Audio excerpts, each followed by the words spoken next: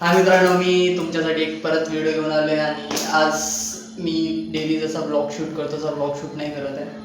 खूप दिवस झाले विचार करत होतो की काहीतरी नवीन मी यूट्यूबवरती टाकावं आणि काय सुचत नव्हतं. पण माझे मित्र म्हटले, म्हणजे जेवढे माझे मित्र आहेत ते मला त्यांनी सजेस्ट केलं की जे मी कविता लिहितो त्या सगळ्यांसमोर सादर कराव्या की और मी व्हिडिओजमध्ये टाकावे, म्हणजे असं त्यांचं म्हणणं होतं. आणि मी पण विचार केला की हां, काही हरकत नाही आहे, कारण इफ माझं जे टॅलेंट म्हणू शकता किंवा जी माझी आवड आहे ते मी तुमच्यासमोर सादर केली तर तुम्हाला नक्कीच आवडेल आणि आवडले तर चांगलंच आहे.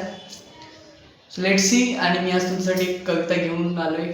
मी 2 दिवस आधी लिहिली होती ती कविता. आणि आपल्या आयुष्यात, प्रत्येकाच्या आयुष्यात एक कोणतरी स्पेशल वन असतं. तसंच माझ्या आयुष्याची स्पेशल वन होती, आहे और येईल. म्हणजे आहे किंवा नाही आहे, होती असं नाही सांगत, होती, आहे किंवा होईल. तर मी तिच्यासाठी लिहिलं होतं. आणि तुम्हाला पण जर ती कविता रिलेट झाली, तुम्हाला पण जर ती आवडली तर तुम्ही नक्कीच तुमच्या स्पेशल वनला तुम्ही पाठवू शकता. तर करूया सुरू कविता. ती व्यक्ती आपल्यासाठी का स्पेशल असते हे आम्ही या कवितेमध्ये लिहिलं आहे. आणि जर तुम्हाला रिलेट झालं तर तुम्ही तुमच्या मित्रांना ऐकवाच ही कविता. आणि लेट्स सी देन, कविता सुरू करतो. सॉरी मित्रांनो, मी आज कविता तुम्हाला वाचून दाखवणार आहे. म्हणजे मी लिहिली आहे, पण मीच लिहिली आहे आणि ती वाचवून दाखवणार आहे. कारण अजून तर मी अशा कॅमेरासमोर कधी कविता सादर नाही केली, तर तेवढा कॉन्फिडन्स नाही आहे माझ्यात. त्यामुळे मी तुम्हाला कविता ऐकून दाखवेन. आणि जेव्हाही मला असं वाटेल की ह्या ओळींबद्दल मी थोडंसं बोलावं व तुम्हाला थोडं सांगावं, तर मी तुम्हाला नक्की सांगेन त्यामागे लिहायचं कारण काय, ते का लिहिलं, असं का लिहिलं. त्यामुळे आणि हे सगळं मी ही कविता खरं सांगायला गेलं तर मी या कवितेबद्दल अजून सांगेन की ही कविता मी एका दिवसात नाही लिहिली.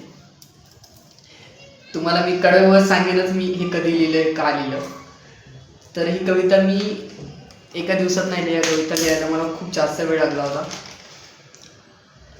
एक कमीत कमी 2 ते 3 दिवस मी कविता लिहित होतो. प्रत्येक कडवं, जेव्हा जेव्हा मला गोष्टी रिलेट होत होत्या तेव्हा मी हे एक एक कडवं लिहित गेलो आणि कविता पूर्ण गेली. तर तुम्हाला मी ऐकवतो. तर पहिलं कडवं असं आहे की प्रेम तुझं कसं मला कळालंच नाही. प्रेम तुझं कसं मला कळालंच नाही. जीव तुझ्यात कसा गुंतला मला वळालंच नाही. म्हणजे जेव्हा तिला बघितलं, जेव्हा तिच्यावरती प्रेम झालं, मला कळालंच नाही. आणि जीव तिच्यात कधी गुंतला आहे हे समजलंच नाही. तर असं का झालं? कारण रंगात रंग तुझा वेगळा, रंगात रंग तुझा वेगळा, स्पर्श मखमली तुझा. रंगात रंग तुझा वेगळा म्हणजे तुझा, जेवढे माझ्यासमोर रंग आहेत, जेवढे म्हणजे मुली आहेत किंवा जेवढे व्यक्ती आहेत, त्यामध्ये तुझ्यात काहीतरी स्पेशल दिसलं. आणि जेव्हाही मी एखाद्या व्यक्तीला आपण हात मिळवतो, स्पर्श करतो, तेव्हा तिचा स्पर्श थोडा वेगळा, थोडा सॉफ्ट असं ना, की स्पर्श करताच इथं लागतं. तसंच म्हणजे रंगात रंग तुझा वेगळा, स्पर्श मखमली तुझा, होऊन माझा कधी गेला समजलंच नाही. प्रेम तुझं कसं मला कळालंच नाही. बघता क्षणी मी तुझ्या प्रेमात पडलो, बघता क्षणी मी तुझ्या प्रेमात पडलो. आणि त्यानंतर मी दुसरं काही पाहिलंच नाही. म्हणजे जेव्हा तुला बघितलं तेव्हा प्रेमात पडलो होतं आणि त्याच्यानंतर मी दुसरं काही पाहिलंच नाही. किती प्रेम झालंय मला तुझ्यावर हे, किती प्रेम झालंय माझं तुझ्यावरती हे मी तुला अजून सांगितलं नाही. पण प्रेम तुझं कसं मला कळालंच नाही. तर हे मी जेव्हा त्या व्यक्तीला बघितलं त्या दिवशी लिहिलं होतं. आणि या 2 कडवं मी जसं मी त्या व्यक्तीला बघितलं तसं माझ्या डोक्यामध्ये ह्या 4 वेळेस मोठमोठ्याने ओरडत होते की हे असं असं आहे. आणि मी कसं जेव्हाही मला जेव्हाही असं काही सुचतं तेव्हा मी लगेच फोन करतो, व्हॉट्सअपमध्ये जातो आणि टाईप करून माझ्या नोट्समध्ये लिहून घेतो. मी त्या दिवशी हे लिहिलं.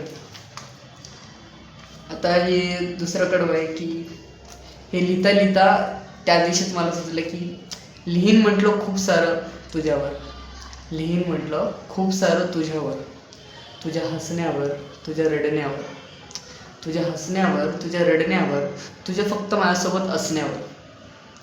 तुझ्या हसण्यावर, तुझ्या रडण्यावर, तुझ्या माझ्यासोबत फक्त असण्यावर, तुझ्या हातांवर, तुझ्या ओठांवर. बघा मित्रांनो, की मी जेव्हा लिहित होतो, म्हणजे त्या व्यक्तीसाठी लिहित होतो, तेव्हा मी विचार करत होतो की तुझ्यावरती खूप सारं लिही, म्हणजे खूप सारं. तुझ्या हसण्यावरती लिही, माझ्यासोबत असण्यावरती लिही, तुझ्या रडण्यावरतीही लिही. खूप जण ओठांवरती लिहितात, खूप जण तिच्या बॉडीवरती लिहितात, तिला असं ज्या व्यक्ती असतील तिच्यावरती प्रेम करते तिच्यावरती लिहितात. पण हे मी खूप विचार केला की मी ह्या सगळ्या गोष्टीवरती तुझ्यावरती लिहीन, पण माझ्यासोबत झालं काय?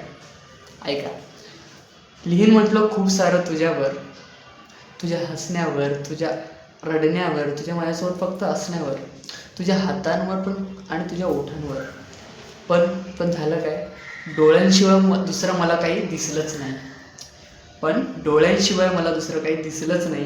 प्रेम तुझं कसं मला कळालंच नाही. म्हणजे की मी एवढं सगळं विचार केला की तुझ्यावरती ह्याच्यावरती लिहीन, त्यावरती लिहीन, आणि बट शेवटी मी डोळ्यांशिवाय दुसरं काही बघू शकलो नाही. कारण जेव्हा तुझे डोळे बघितले मी तिकडेच संपून गेलो. तर तेव्हा मी असं लिहिलं की डोळ्यांशिवाय मला दुसरं काही दिसलंच नाही, प्रेम तुझं कसं मला कळालंच नाही. तर हे सगळं लिहिलं. देन त्यानंतर मला सुचत नव्हतं, कारण मी सगळं लिहिल्यानंतर म्हटलं यार एवढं लिहिले आता काय करू. देन मी असंच बाहेर गेलो आणि देन एका जागी बसलो होतो, आणि तेव्हा मी हे लिहिलं की बागेत बसता फुलं सर्व मी गोळा केली.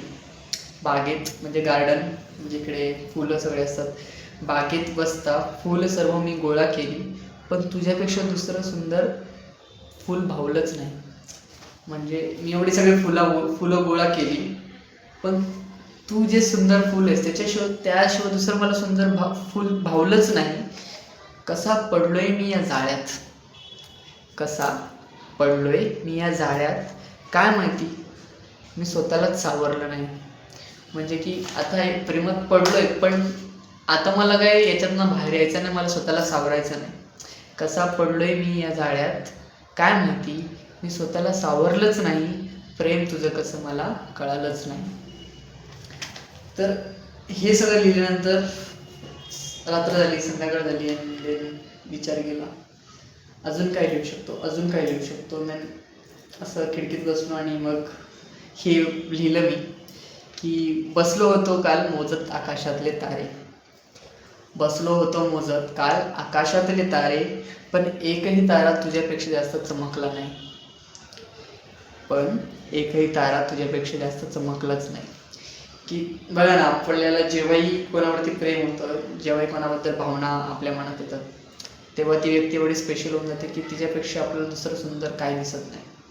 लाईक आता मी असं म्हणत होते की आकाशात तारे मोजत बसलो होतो, पण एकही तारा तुझ्यापेक्षा जास्त चमकलाच नाही.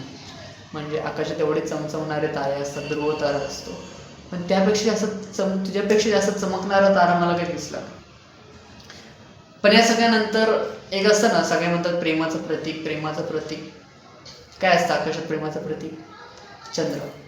तर मग चंद्राला बघताच मी हे लिहिलं की, आणि मग चंद्रासोबत काय आलं? चंद्र तर तुला दाखवताच बाहेर आलाच नाही. चंद्र तर तुला दाखवताच बाहेर आलाच नाही, प्रेम तुझं कसं मला कळालंच नाही. बस बस बस खूप झालं आता. बस बस खूप झालं आता. हे असं ताऱ्यांवरती लिहिता लिहिता दुसरा 12 नंतर रात्र झाली. रात्र विचार करत करत असं वाटलं की बस बस खूप झालं आता. लिहिता लिहिता दिवस उजाडला. बस बस खूप झालं आता. लिहिता लिहिता दिवस उजाडला. मला हे जाणवलंच नाही. मला हे जाणवलंच नाही. खरंच एवढं अडकायचं असतं का प्रेमात? मग हा प्रश्न आला की मी एवढा त्या गोष्टीमध्ये वाहत गेलो आणि एवढं अडकलो की मला तर प्रश्न पडायला लागला की खरंच एवढं अडकायचं असतं का प्रेमात? मला तर अजून काय उमगलंच नाही. मला तर काय अजून उमगलंच नाही. प्रेम तुझं कसं मला कळालंच नाही. प्रेम तुझं कसं मला कळालंच नाही. तर ही अशी कविता होती. छोटीशी मी कविता लिहिली आणि त्या व्यक्तीवरती लिहिली. जी पण असेल, होती, आहे, होणार आहे तुमच्या खोट बोलायचं नाही. तुमच्यासोबत पण असं असेलच. तर छोटीशी कविता लिहायचा प्रयत्न नेहमीच असतो माझा. आणि तुम्हाला पण जरी कविता आवडली असेल तर मला कमेंट करून सांगा कशी वाटली, आणि इफ काही इम्प्रूव्हमेंटची गरज आहे, माझ्या बोलण्यामध्ये काही इम्प्रूव्हमेंटची गरज असेल तेही सांगा मला. आणि बस, आणि कविता खरंच आवडली असेल तर तुम्ही ही कविता तुमच्या प्रेमिकाला म्हणजे मैत्रिणीला तुम्ही पाठवू शकता. देन आजसाठी एवढंच. बाय. आपण भेटूया नेक्स्ट व्हिडिओमध्ये.